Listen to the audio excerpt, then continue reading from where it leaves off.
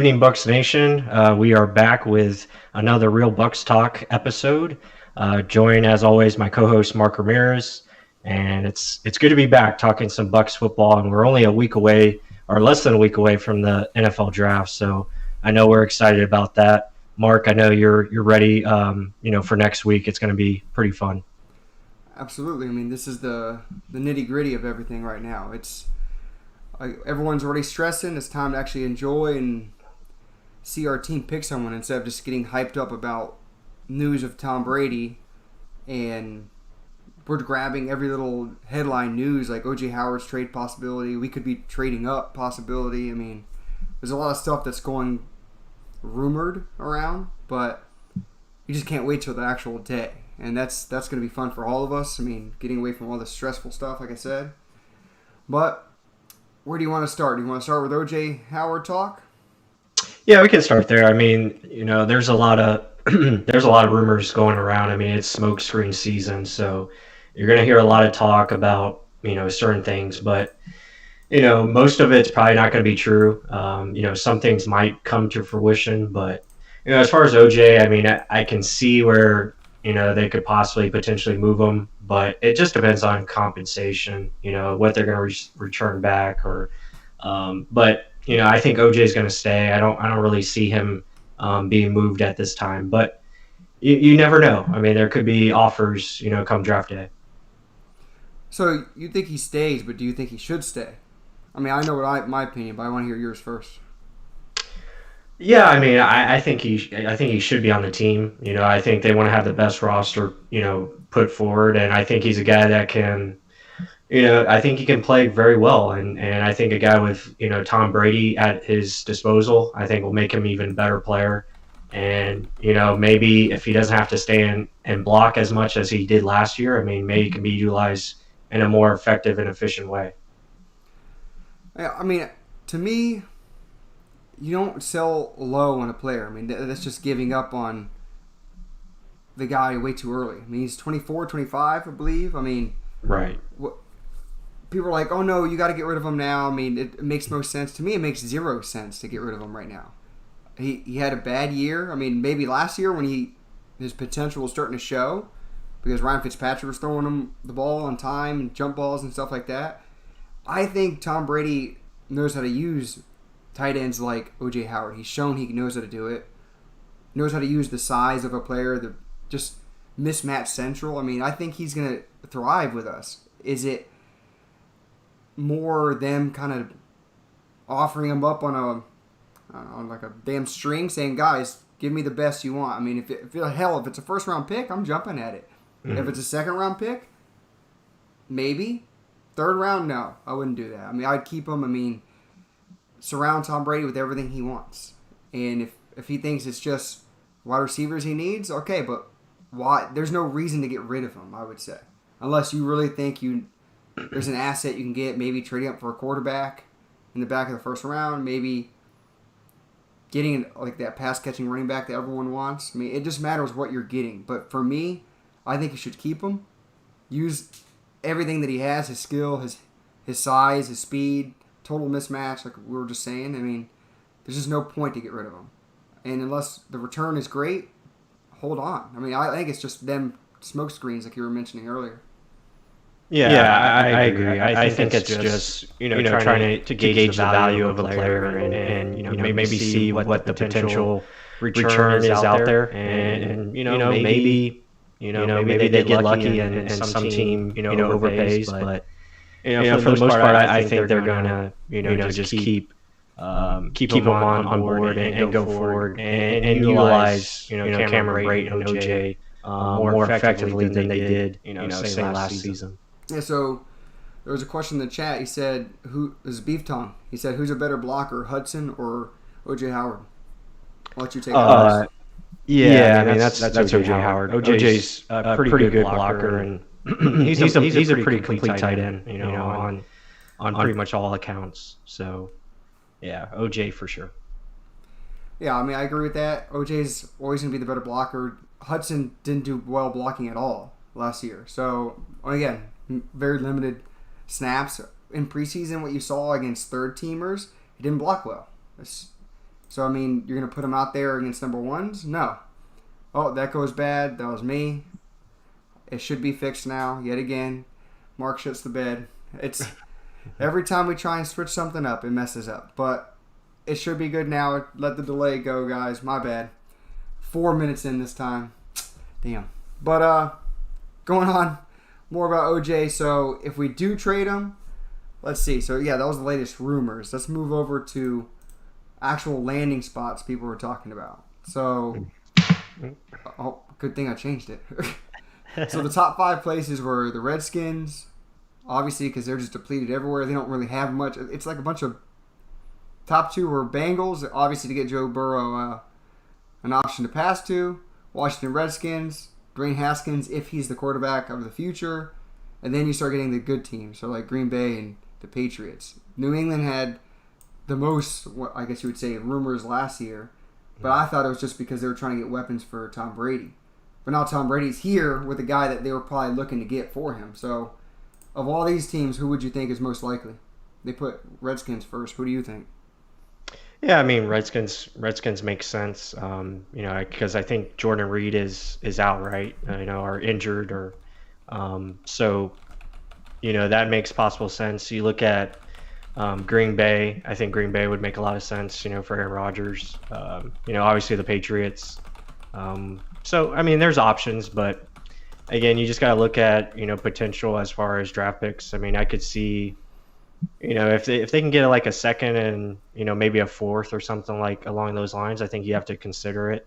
Probably not going to get a first round pick for OJ right now. The value's just not high enough. But yeah, I mean, there's going to be options. That maybe come back to the Bucs and they're like, okay, let's see if we can work something out. But right now, I think he's going to be here going forward. So. Everyone can, I think, relax and. Okay. Yeah. I thought you were gonna say something else. But I was gonna say, so like, looking at the trades that you've seen in the offseason so far, I mean, the Texans are just giving away picks. I mean, and then. Well, they don't have a GM. I mean, they have a head coach that thinks he's a GM, and they're not running the proper channels through their organization, and they're just pretty much running a wild west show out there with Houston. So that, but then also, so what did the Bills trade for to get Stephon Diggs? I think they traded a first round pick. I mean, that's a way more proven player and established player, but I mean, yeah, hey, if you have a really big need for a freak tight end that you think can help your quarterback out, I mean, that's your guy, right? Mm-hmm. And yeah, I can see where the Bucs are thinking to get rid of him, just because, not get rid of him, but get what you can most for him. Because look who's behind him. You have Brait, you have Tanner Hudson, who Beef Tongue mentioned earlier. You have that McElroy. What was his first name? Tanner McElroy? What is it? I think it's Cody. Cody McElroy. Yeah. Austin Alclair. I mean, you got loads of talent behind him. Obviously, Light knows how to find talent at that position, and then Trey Burton getting cut by the Bears just recently. I mean, could that be another option? A guy that wants to take a pay cut to play with Tom Brady? I mean, there's so many options there, so why hold on to such a glutton of tight ends when you can just get rid of one and the talent drop isn't as low? Because you can get a blocker in Auclair, receiver in Brait, and then you don't. We saw what Tanner Hudson could do in preseason. If he can just mature even more, I mean, you're stacked at tight end almost. So is OJ really worth it? Is the question. To me, he is, but especially you don't have to get rid of him. Sell high. I would wait till next year. Mm-hmm. Drew Thorlson said a first, fifth, and a sixth, and 2021 fourth for Diggs and a seventh. Wow. Mm-hmm. That's a whole lot of cheddar cheese. but I mean, what the last thing on OJ? Take it away. No, I mean, I agree. I think you got to hold on to him for now, and if you can't get proper value back in return, I think you go into the season and see what happens, and then maybe next season when he has his option year, maybe you look at potentially moving on. But right now, I think he's just too talented to give up on so quickly. No, I agree. And then so let's go on to the next news of the day. This is Daniel Jeremiah. This is on Buccaneers.com actually. talking about how the Bucs might be more eager to trade up for a specific offensive tackle. So Daniel Jeremiah sees it as a top 3. He doesn't see it as a top 4. Like, yeah, we've been saying big 4. Jeremiah says I have 3 guys up there, and his 3 are Becton, obviously Jedrick Wills, who we really like. I don't know where it's at, but he said Jedrick Wills, and then his 3rd is Wirfs. He has Thomas 4th, and then he says it's a wider margin. Oh, here it is. Yeah, Wills is 10th, Wirfs is 13th, and then Andrew Thomas drops to 18th. So I mean, what do you think of the possibilities of trading up? Obviously, he's saying for an offensive lineman, but what is your point of view on that? We've been touching on it a little bit, but what do you think? Yeah, I mean, I think we touched on it, last podcast, but yeah, I mean, it's definitely possible. I think, especially with the way the draft is going to be conducted this year, and given the certain situations, I think it's definitely possible that they could potentially move up, and especially if the cost is low, if you're only giving up a 3rd or a 4th round pick, I think it's definitely possible that they could trade up. And remember, they have 2 4th round picks, so if they want to give up those picks there, just to move up a few spots, I think it's definitely in the cards. It just depends on what kind of costs can you match up with as far as your potential suitors. You have Arizona Cardinals at 8. There's relationships there with Steve Keim and Jason Light, so it's definitely a possibility. I know I think he's got friends in Jacksonville as well, so they're at 9. So those are 2 teams that you could look at and say, hey, okay, maybe we can move up to those spots, and then you have your pick of the litter as far as offensive tackles. So I mean, you've heard, but I don't see it likely. I don't see it likely. Okay, I was gonna jump down your throat on that one a bit. Ho ho ho! I mean, this is all speculation. I mean, everyone thinks that they should trade up. Yeah. I mean, then again, you have Bruce Arians saying, yeah, if you're taking a tackle in the 1st round, you're taking it for the next coach, right? So there's that point. Then he's also been on record also saying that college linemen come in below average just because they aren't ready for the NFL game. They're always playing up high already or a spread offense. Like they're not just physically ready, mentally reps. Like they don't take a traditional pro style offense anymore. So if you're looking at the top guys, Iowa's Wirfs, that's really only, well, I guess Jedrick Wills, but I don't see him being there. I mean, Becton still has a lot to learn. He may go high just based off of potential. Thomas, I guess they ran a pro style, but I mean, you're drafting in the top 10 if you say you're trading up for a right tackle. I don't see it. I mean, I know Jack Conklin went there, but now he's on another damn team. Obviously, he wasn't good enough for that 2nd contract. So, I mean, why not just take best player available or trade down, then get your left tackle of the future, like people want to call it. But it's not, to me, smart to trade up all that capital right now. Specifically, if you're putting all your eggs in one basket of Tom Brady for 2 years, and you don't know what's after that. That was everyone's concern when we got rid of Winston. Like, oh, hell, now we have no future. Okay, for the time being, it hasn't even been a full offseason yet. Yes, we don't have anyone behind him yet. Should we draft someone in this class? Yeah. People say wait for next year. I don't think we should wait for next year. I mean, what if Brady's one and done? So, do we, like someone else, Trill G-Boy 2 said, OJ in a 2nd for a 1st round pick. I would assume he's trying to say trade up for a late round first round quarterback. I mean, these are all possibilities. I mean, this is the fun, crazy hecticness of draft season and just wheeling and dealing. But, I mean, to me, no. If you trade up for offensive lineman, specifically your right tackle, it's a bad mood. It'll put me in a bad mood, and it's a bad move. But, and also, Beef Tongue said trade up for Tua, maybe, and he was laughing about it. Yeah, I mean, I'd be okay with that, but no, I agree. I look at it and sorry to again, rant. no, you're fine. Again, it's smokescreen season, like I was saying. There's rumors that we're trading down. There's rumors that we're trading up. So what is the real truth here?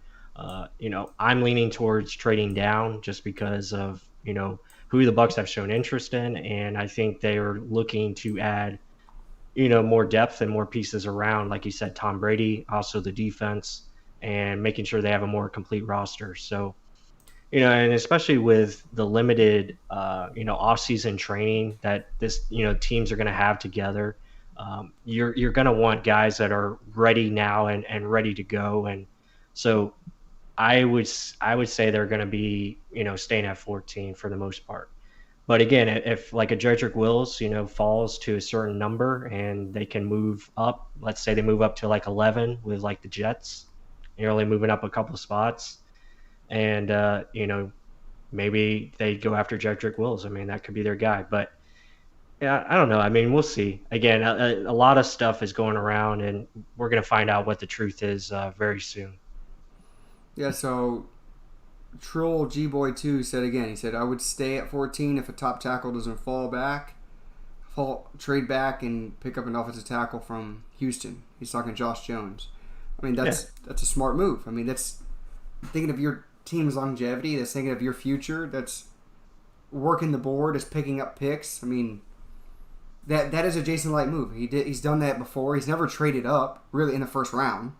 No. So why are we thinking we're going to do that just because we have Tom Brady now? I mean, it doesn't change what you're doing in building a team. I mean, he still has to do his job. Just because Tom Brady's there does not mean, give the keys off to Tom Brady or he loses his right to make decisions. So, yeah, that is logical. That's how we should be thinking. If we're going all in right now, I mean, I know Robert Greene hates that concept or idea. Oh, all in this year or all in next year.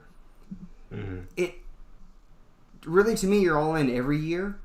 I mean, every player and every team's going to say, no, we're playing for the championship every year, unless you're just a loser. So, I mean, just to me, stay at 14. If the top receiver is there, hell, if damn Jerry Jeudy is there or CeeDee Lamb, I would not be upset at all. Let's just be honest. I mean, that's the top of this draft. Like, those two guys are the highest in that. If you have the best receiver in a deep-ass class, awesome. And then get your tackle in the second round. Or if one of them are there, you have an even bigger bargaining chip for someone to trade up. So, to me, I think we stay at 14 or we trade back. I don't see an option of trading up. If we do, Jesus, it better be the right guy. Oh yeah, I mean, I think you want the right guy regardless as far as trading up or trading down. So yeah, I mean, it's going to be interesting, but again, I would just caution fans to just make sure you understand what you're reading, because a lot of things are thrown out at this time, and don't overreact to said rumors right now, because a lot of it could be false. Yeah, before getting on here, I just read on Twitter that the Patriots traded up to the number 3 overall pick with the Lions. And then it was like per source. And it was like, people were like, oh, is this true? No. No, I mean, if Adam Schefter said it, oh, hell yeah, that's true. But even with that, like, I was scared as shit thinking Tom Brady wasn't going to come here, even though he said he was. So, I mean, hey, you never know. So, but you said you would trade up for Tua, though. Is that true? I'd be interested. Yeah, I think Tua is the best quarterback in the class. If he's deemed healthy. But again, I mean, he could very well fall. I mean, that's another rumor. But I mean, we'll see. I think quarterback for the Bucs in this draft, I think they're going to be very selective, and it has to be the right time and the right guy available for them to make the selection. So we will see as far as what their true intentions are as far as drafting quarterback this year. But I'm not going to be upset if they don't, and I'll be happy if they do. Either way, I understand their decision as far as if they don't draft a quarterback or if they do, because again, it depends on having the right guy there. And if he's not there, then don't waste a pick on a quarterback that you don't think is going to be the guy going forward in the future. I mean, I wouldn't trade up for Tua just based on those injury concerns. I think he will fall based on that. I don't think he's going to go second overall like some people have been saying. That's, again, smokescreen.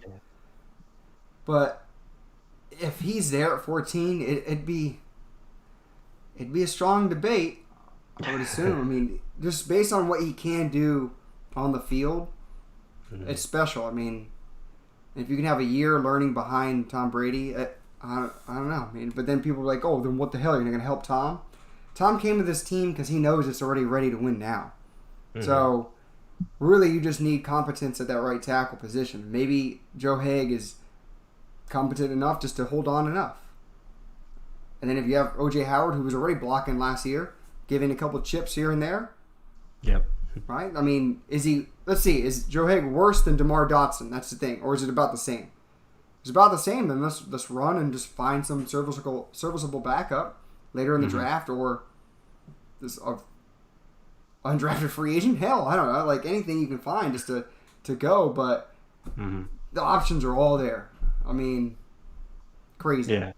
Yeah, I mean, I don't see Tua going past the Chargers at 6, but it'll be interesting. I mean, there's rumors out there saying like all the mock drafts are pretty much wrong, so we could see a lot of unexpected, moves coming up next week. So it should be interesting. Hopefully there's no hacking or anything of that nature. So well, speaking of that, actually, so Drew sent me this earlier about the draft.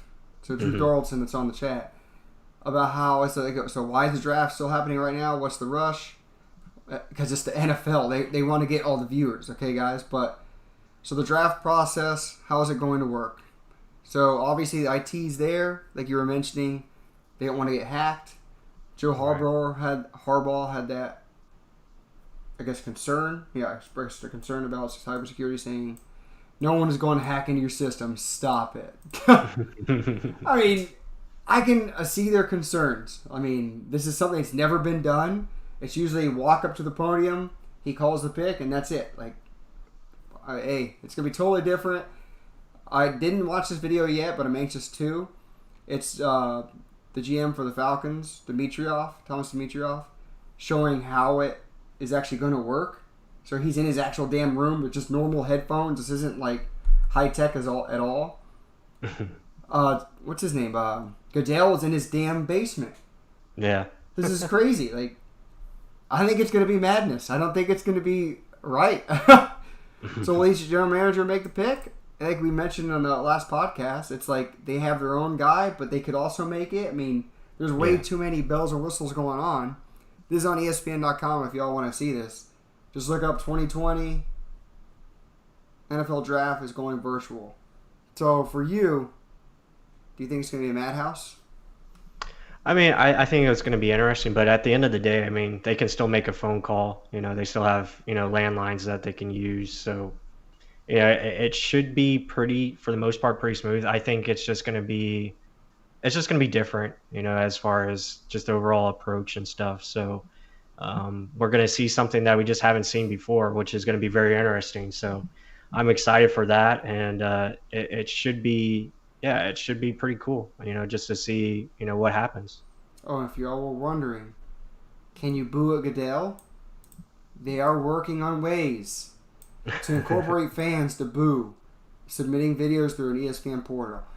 Guys, every Buck fan should put something in that portal. I mean, when the day comes, I'm going to tweet that out or put it in and we are live streaming during the draft. We will be drinking. It will be loud and proud. But, we all should do something stupid on that. It's supposed to be in Vegas. I'm sad. Shut up. We should have been there. But, hey, I mean, there's a couple more questions. But the draft, it's going to be fun. I think it's going to be hectic. Please tune in on our live stream. If you're here now, might as well come Thursday night. Trill G-Boy 2 said again, he said he's scared of Donovan Smith. He will get Brady hurt. Not a huge fan of his. What do you think? I mean, I can understand it. Again, Donovan, he gets a bad rap sheet, but when you turn on the tape, he's actually very consistent and actually pretty good. I thought he did a good job last season, and but again, he has those few plays that he decides to either take a play off or he gets beat by a really good player. So I can understand the criticism, but I think he's going to be okay, and especially with Tom Brady back there, I think he's probably going to. I think the whole offense line is probably going to raise their game to another level. So I mean, again, we'll see what happens. I think he's a decent left tackle. I think a lot of it is just he gets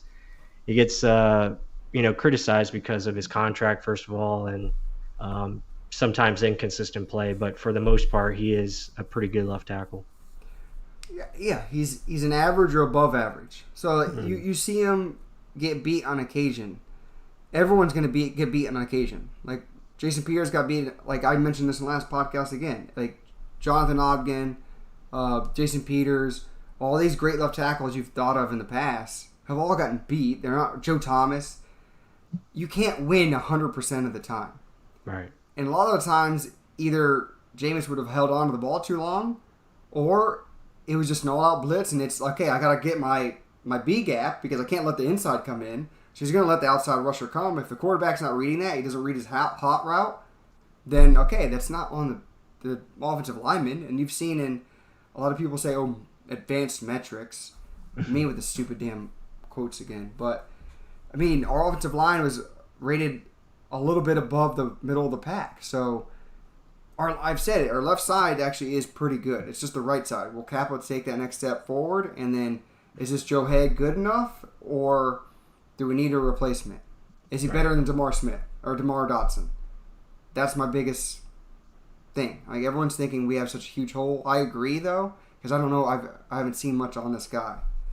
But, don't knock him too much. He does his job. I mean, it's not like it's Caleb Benenoch playing left tackle. Caleb Benenoch was a hell of a worry. I mean, I almost weekly put up 3 or 4 plays where he would just look like a fool and just out of place. I mean, that's something to be worried about. Donovan Smith isn't like that. Mm-hmm. He's usually in the way. He just doesn't do the best, okay? So he does serviceable. He's not getting paid number 1 left tackle, so. Right. All right, so Drew Thorlson said the Falcons GM has 3 giant TVs set up like a war room. That's awesome. That is freaking awesome. I'm assuming he has his best players going off the board. He'll just cross them out, then probably zooming with scouts and stuff. I don't know what the hell's going on in that one. But also, Trillboy2 said, my favorite players in the draft are Swift from Georgia, Thomas, Georgia, and Javon Kinlaw. What do you think about that? Well, he's definitely an SEC fan for sure. I said that too. Yeah, so no, I like those guys as well. I'm a big fan of Kinlaw, and I think Andrew Thomas I think gets not enough respect, and there's a rumor about Andrew Thomas being the first offensive tackle off the board in the draft. So. And I think he's one of the better players in the draft, so he should get, a decent amount of respect. So, but yeah, I like those guys. I think DeAndre Swift is another really good player too. So, I mean, DeAndre Swift is supposedly like the first running back in the draft for some draft scouters, I guess. But I mean, Thomas to me is more a really good run blocker. Yes, he could potentially learn to pass block. But you can't teach size. Those arms are freakishly long. Kinlaw, I think everyone knows we're massive fans of him. I think he's a good pass protector already, and Andrew Thomas. Again, he struggles a little bit with speed, but he's got the length to match that. No doubt about the length. I mean, I think I almost want to say this. So Becton, yes, he's monster, 6'7", 360.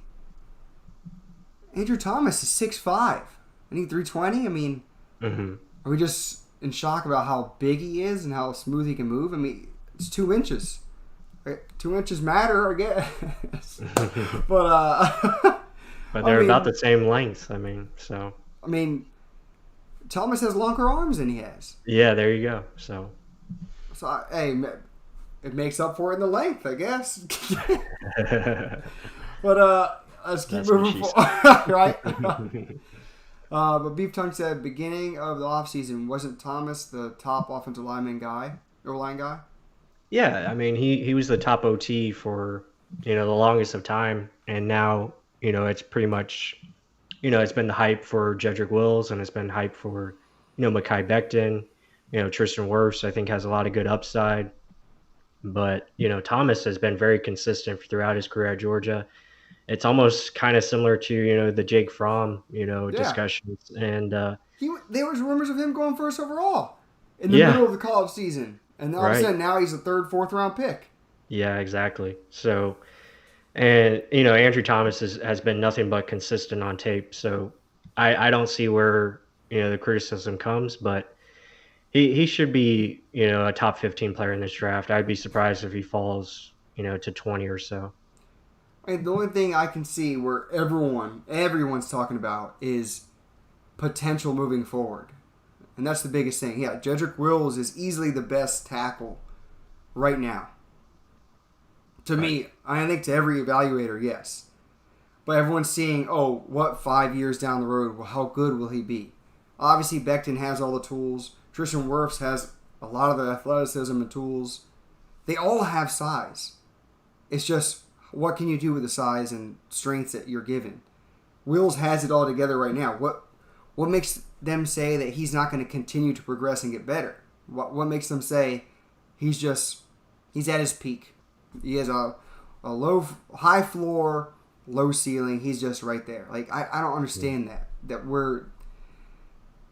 I can see it with Fromm based on arm strength and escapability. He doesn't have it.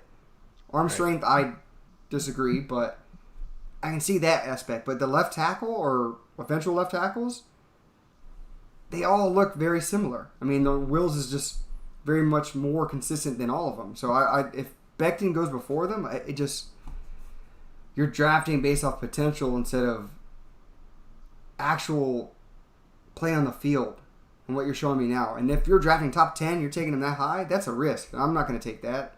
But hey. And then also, Beef Tongue said draft Thomas and then Swift. So we're going Georgia Bulldogs all day. We don't have any Georgia Bulldogs, do we? On the team. On the current roster, No. I don't believe so. Damn. Jake Fromm in the third. There we go. Shit. Could you imagine all Georgia draft? Man. I don't do it.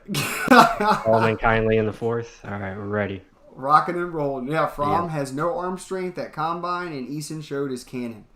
Yeah. So, good thing you said that. Eason will be our next player breakdown. So, whoosh, surprise given away. He does have a cannon. The dude has a freaking laser on him, but does he have the capability of breaking down plays, knowing what the defense is going to throw at him, have the balls to throw it deep, even though there's men running in his face? I mean, hey, we'll break that down for you. But overall, offensive line, I can see if it goes 14th, but I don't know. From I'm high on though. But moving forward, so I guess let's talk about quarterback. What round would you want a quarterback then? I mean, I like a lot of guys that could be available in the second and third round. I like Jalen Hurts. I like Eason for the most part. What round? Looking at Jake Fromm, I'm a fan of, obviously. If we're getting into day three, I think Nate Stanley is interesting. You look at Anthony Gordon, I think is a popular name, especially among Bucs fans, and he's a guy that can pretty much throw it off all angles as far as the field goes. So throw it deep, you can throw it short, medium accuracy is good. So I mean, I would probably say by the fifth round, you like to have somebody. James Morgan is another name, that's getting a lot of popularity. So, I mean, we'll see what happens. Again, I don't want to force it. I don't want to force drafting a quarterback. Make sure you have the right guy that you want, going forward. To me, for quarterback, based off of what we just saw with Jameis Winston for 5 years, he had it all.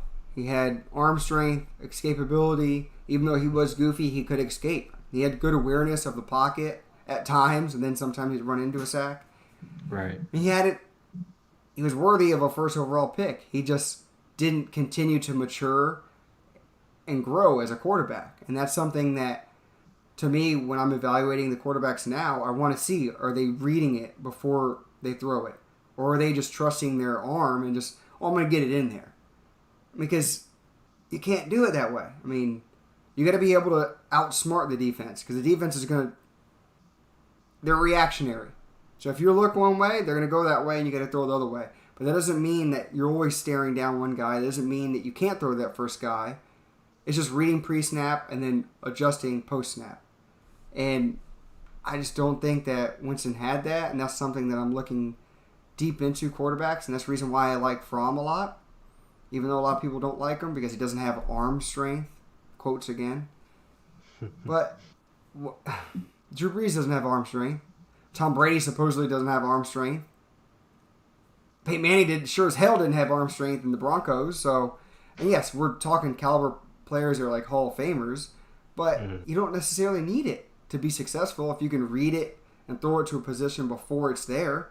We've had this argument before. I mean, you can throw it really hard in the chest of a defender too, right? Mm-hmm. So, hey, it can make up for errors, but if you keep doing that consistently, you're just putting yourself in a bad position. But for me, yeah, I wouldn't take one first round. Obviously, I mean, I'm in that boat of let's get best player available. If Tua's there, I would debate it, but I don't see him being there. Second, possibly, especially if we do trade OJ. But I'm more of a third or later. And if it's Fromm, Anthony Gordon, those same guys you named, Nate Stanley, you can probably get him really late because no one thinks he's good at all. Everyone, like, you read draft evaluators, they're like backup quarterback at best. Mm-hmm. I wonder what they thought of Tom Brady. I mean, it's tough sometimes, especially the quarterback position. I mean, you're not just evaluating talent. You got to evaluate the head, the will. Jameis has the will. I mean, I don't want to down him, but I'm going to have to. Again, like all these videos he has coming out of him working out. He had him like doing, I don't know, his bear crawls or something where someone's holding his legs and he's crawling on his arms. And yes, he's always had fire, but dude, how's that going to help you make decisions on the field? I don't want to see. Let me see you sitting down in the classroom, all dark. You're just staring at a tape, going over it with a coach. Like, just sit down with Tom Moore. Tom Moore probably will help you out. You're not a Buccaneer right now, but still, hell, reach out for that. I don't care how you're working out. Tom Brady just runs around in the damn beach. Go run around the beach and then go sit in the damn classroom for 5 hours. Hey, boy, before you say the next point, I just want to say, and Jameis has off-the-field issues. Let's not forget about that. And then, so are you saying Malcolm Perry is an option?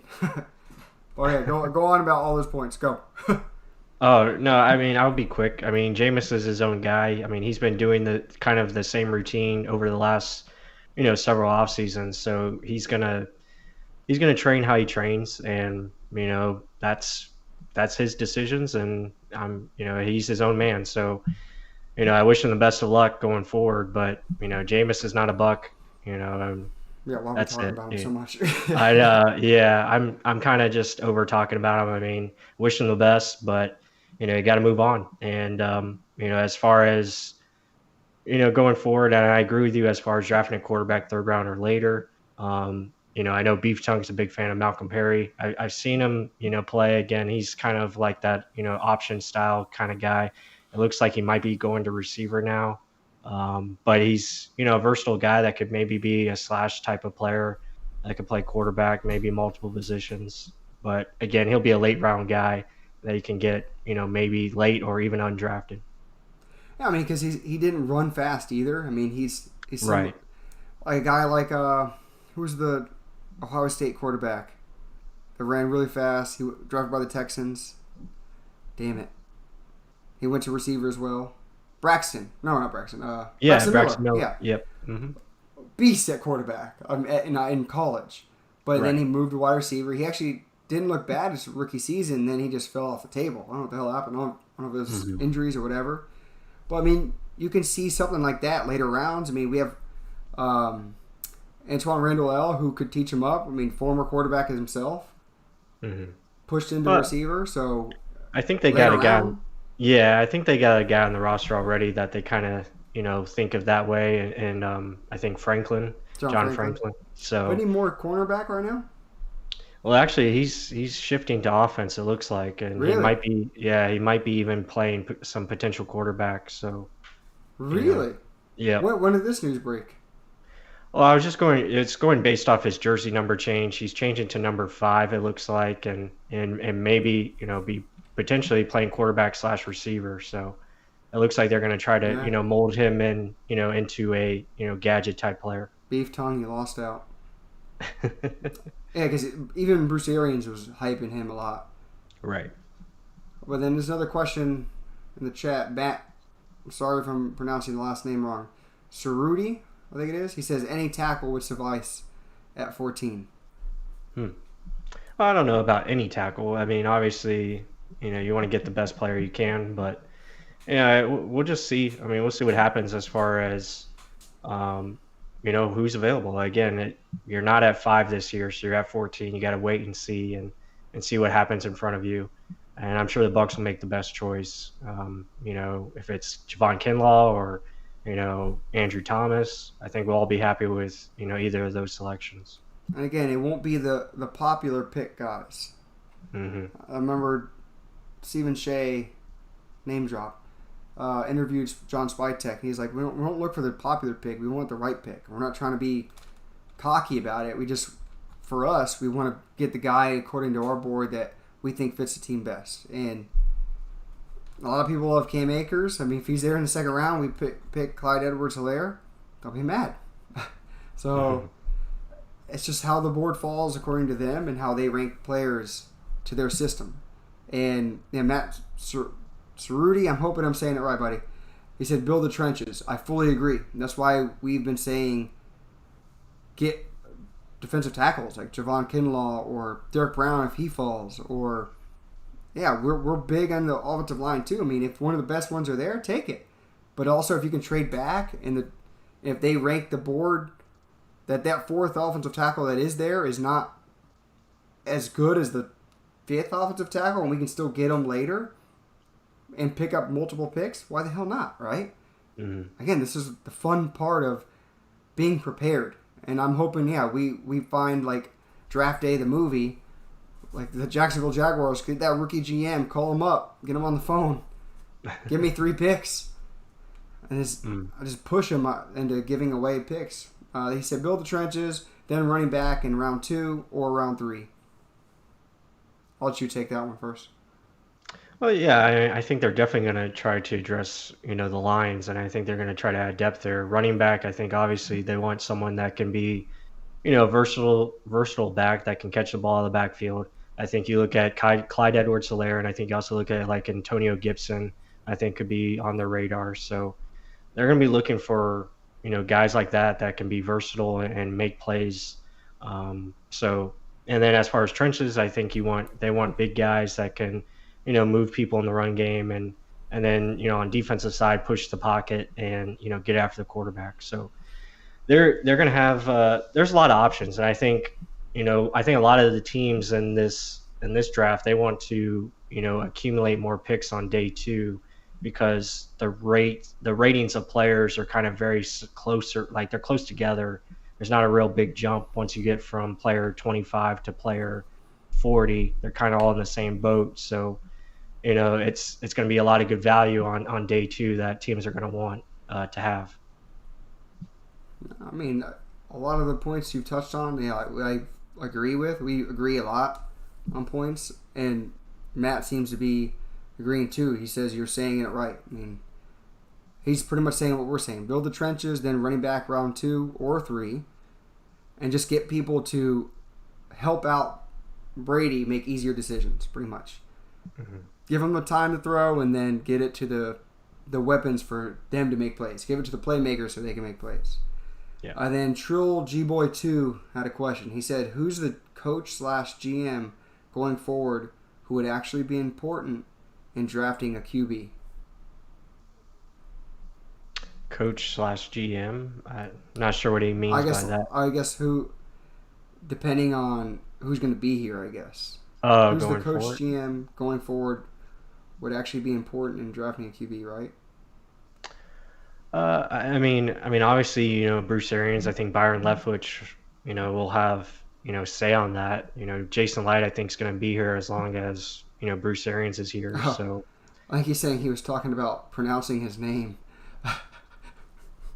So I guess he meant like Jason Light. oh, gotcha. Okay. Well, I mean, either way, is it important to draft a QB this year or should it be next year? Because that's also another thing people want next year instead of this year. Yeah, I touched on that earlier. I just don't want to see the team force it. I don't think you have to force a position in any round, and that goes across all positions. Take the best player that matches up per need or position that fits your team the best and go with that. So, as far as drafting a quarterback, I would let it just happen naturally. If it falls into the right place in the right round and right pick and etc., and it makes sense, then go ahead and pull the trigger. Sorry, my headphones keep falling out. And then as far as next year, if they like the class better next year, then hell, wait. You don't. Tom Brady's got a 2-year commitment, so let's play that out. Hell, he could retire though. I don't think so. I think the guy wants to play till 45. I don't think he. Well, like True Old G-Boy 2 said, what if Dalvin Smith eats it and oops? Well, again, that happens. You can't predict. Happens. Yeah, you can't predict the future. So. And then he said, "What about drafting a safety?" Let me take that one. This one. So, sure. Again, jumping off what Plus was saying, you don't want to force a pick, right? A lot of fans of Derwin James last year or 2 years ago. You don't need to take a guy because the fan base thinks you need to. Okay, we don't necessarily need a safety. We have Jordan Whitehead, who's a very good player. We have what the hell is his name? Mike Edwards. Yeah. Mm-hmm. Edwards, who we just drafted last year, was injured at the beginning of the year, and now he's developing. Let your players you drafted grow. Yes, MJ Stewart, we drafted him. We thought we could let him grow. It didn't look like it. So that's why they went and got other corners. Edwards showed flashes at the end of the last year. So, why take another tied safety when, again, Jason Light, he can pluck some guys. I know everyone talks about the kicker and some of the duds he's had, but he's also had some really high quality drafts. Look at the Jameis Winston draft. Donovan Smith, Ali Marpet, Quan Alexander. There was another offensive line. Who was it? There was one other player that was really good. Wasn't there? But either way, that's 4 guys that are starters in the NFL. I'm saying Jameis Winston as well. Mm-hmm. And Quan got a monster contract. He was a 4th-round pick. So he can pick guys very well, and he's getting better. I think he's getting better. But time will tell. It's less than a week, guys. Also, Matt, again, he says, OJ rumors are smoke to drive Gronk speculation. Yeah, that's one big Bucs Twitter, I guess, well, how would you say this? Advisor, I don't know, was throwing the Gronk noise. I don't think it's possible. No. He's been on record crying over how many concussions he's had. Mm-hmm. I don't think you want to come back and affect your head and your life that way. So no, I don't think he comes back. Yeah. I don't see Gronk being an option. Plus, you have to give compensation to the Patriots to acquire him. Yeah. I just don't. Yeah, I don't see that give him at OJ all. For that? You give him OJ for Gronk? No. No, that makes 0 sense. And and then there's the rumor OJ for Julian Edelman. Again, another thing that's just wild and absurd. So a guy 10 years older. Yeah, I don't see it. I don't see OJ going anywhere. If it is, it's going to be because we were sitting pretty, smiling at all the picks someone was going to give us. Exactly. Yep. And then Beef Tongue said Sitchy and Kappa were the other players. Yeah, Sitchy, Kappa. Even trading down for Vita Vea. Sean Murphy Bunting. All of last year's draft was damn good. Say what you just want to say about Matt Gay, but he was the best kicker we've had in a long time. a very long time, and that was his rookie year. You can't shit on the bed for a rookie year. What if the second year he goes 85% or better? I mean, and he gives you that potential to kick 60-yard field goals where it is possible he's going to make it. Not, go out there, let's see, please God, let it happen. Like, he can make those. I mean, right. I thought last year's was a hell of a knockout. Mm-hmm. But I mean, yeah, like Jason Light gets a lot of bad rap. I think our fan base is very, very critical. That's it. But rightfully so. We've been losing for so damn long. We want to win. That's why they brought in Tom Brady, to try and find a proven winner. Let's hope it develops into wins, right? Right. No, absolutely. But other than that, yeah, so Matt said, go IO. Other than that, you have any other points to touch on, or guys in the chat, have anything else to touch on? You have anything plus? No, I mean, again, we're just kind of waiting, seeing, and hoping, this pandemic, goes away quickly, and hopefully, we can resume back to some type of normalcy. But, yeah, I mean, other than that, I mean, just excited for the draft next week. I think it's going to be very interesting. I think it's going to be exciting because we really don't know, what these teams are zeroing in on as far as prospects. Like the boards that we think are, projected and maybe falls that way could be completely opposite. And we could see like another, Oakland Raiders pick of, Cleveland Farrell Top at 5. 4, or, a Devin White at 5, something like that, where it's just like, okay, so there could be, or Daniel Jones, I should say, at 6, something like that, where it's just out of the blue, didn't expect it. That could be very much in play next week, which is exciting because, for the most part, drafts somewhat are predictable. But you always have those unpredictable moves come out of nowhere. But we could see a lot more of those, starting next Thursday. Yeah, Matt said he thinks trades will be down because of the virtual draft. I agree, yeah. And I think that's probably why you're hearing so much more noise the week before the draft because of that. Because, I mean, once you're in that, like literally Jason Light's going to be like me in front of computer monitors like, oh, what do I do? Like, so, I mean, but where's my phone?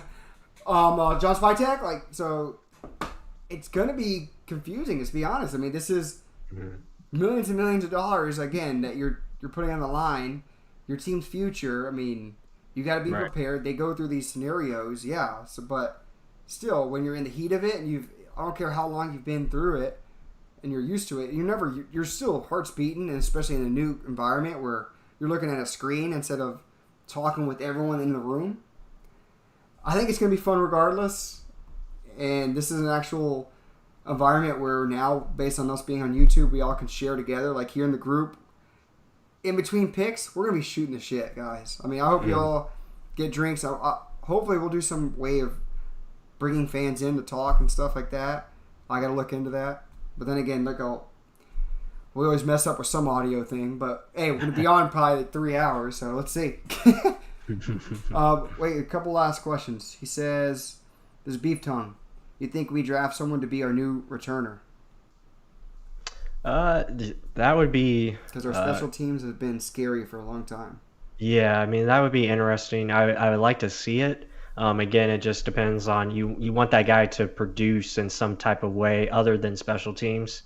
You want that guy to, provide some type of playmaking ability, other than special teams. So, but I would like to see it. I love Joe Reed out of Virginia. I think he's the best returner in the draft, and I like to see him be a guy that maybe they draft late, like 6th, 7th round, that could maybe be a potential slot receiver as well. So I wouldn't mind that pick. But, yeah, I mean, they definitely need a guy back there that can do something. So there's a lot of actually good returners in this draft. I mean, so, yes, we do need to draft some sort of returner. And that's one thing I've always given Jason Light compliments on. He somehow finds starters. Like multiple starters in one draft. I mean, look at last year. He found Devin White, Sean Murphy-Bunting in the slot. Jamel Dean eventually took over on the outside. He found 3 starters. Matt Gay, starting kicker. Yeah, So you have Mike Edwards. Mike Yeah. Edwards later in the season. So you almost got 5 potential starters in one draft. Hmm. That's insane. Um, so kick returner would be a starter. I know you say he has to play something else besides just returner. And that's where you look at a guy like Lynn Bowden. I really like Lynn Bowden. I know he's got character issues, I guess, because he got in a fight before his bowl game and stuff like that. But that dude is a dog. I mean, out of Kentucky, Yeah. played every position: quarterback, running back, wide receiver, and special. Like, he can make you miss. He doesn't have breakaway speed, but he has that just enough to make you miss and get into the open field. And hey, it's something we don't really have right now. I mean, Scotty Miller is deep speed, but not shiftiness. Another guy, I think his name is Mike Leake. No, not Mike Leake. So, some out of Maryland. He's a big returner, or something Leake, but really good returner. Literally, you look at his highlights; it's all returning. Like, he's just a speed guy. If you want a speed guy, go him. If you want a guy that can be a gadget, do everything, Lynn Bowden is my top guy. I like Joe Reed. I think that guy. Joe Reed, yeah. He's a stud. So. He seems like a low key too guy. I've watched some interviews with him. He's humble, I guess you'll say. Yeah. And Matt, we are streaming during the draft, like from probably 30 minutes prior to the first pick, and then all the way past 14 if I can make it, because I'll be drinking. Let's put it that way. It'll be rowdy.